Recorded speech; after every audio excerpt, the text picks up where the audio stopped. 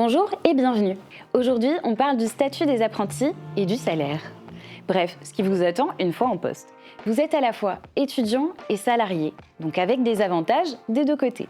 Voyons cela en détail. Concrètement, quel est votre statut?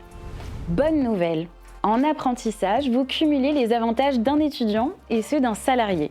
Vous avez donc des réductions étudiantes, une mutuelle et les avantages d'entreprise, des droits au chômage en fin de contrat, au cas où, mais on vous souhaite de trouver un emploi directement.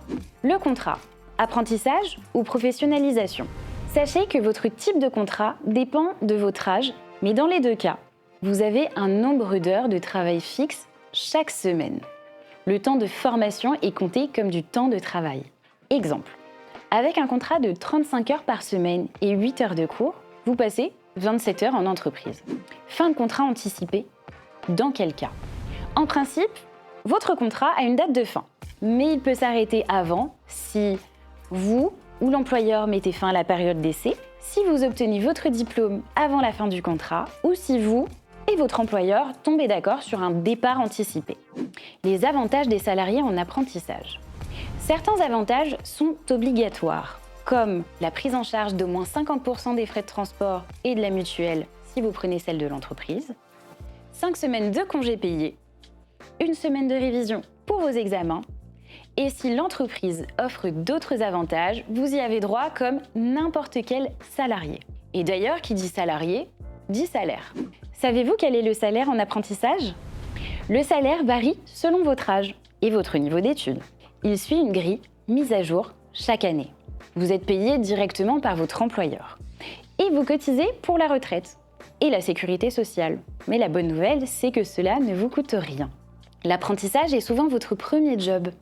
Et avec lui vient l'argent d'adulte. Donc comment faire pour bien gérer votre argent?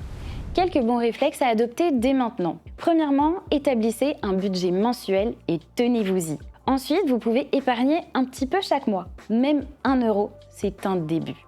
Vous pouvez opter pour une carte bancaire à débit différé et même négocier la date de paiement. Cela vous permet d'anticiper vos dépenses et d'éviter d'être dans le rouge. L'objectif, évidemment, ne jamais être à découvert et apprendre à gérer votre salaire comme un pro. Dernier point, mais pas des moindres, comment trouver un logement? Comme vous le savez, pour trouver un logement, il vous faut un garant. Et grâce à votre contrat d'apprentissage, vous pouvez bénéficier de la garantie Visale qui vous octroie un garant gratuitement. Il vous suffit simplement d'envoyer votre contrat de travail ou d'alternance. Faites très attention aux charges. Faites bien vos calculs sans oublier vos charges pour éviter les surprises à la fin du mois. Dans tous les cas, n'hésitez pas à nous solliciter. Nous pouvons vous aider à trouver votre futur logement. Si je résume toutes ces informations, vous avez un vrai statut, un salaire, des avantages et une première expérience professionnelle solide. Gérer son argent et connaître ses droits, c'est fondamental pour bien commencer sa vie professionnelle. Si vous avez besoin d'aide, si vous avez des questions, nous sommes là pour vous guider. N'hésitez pas à nous contacter.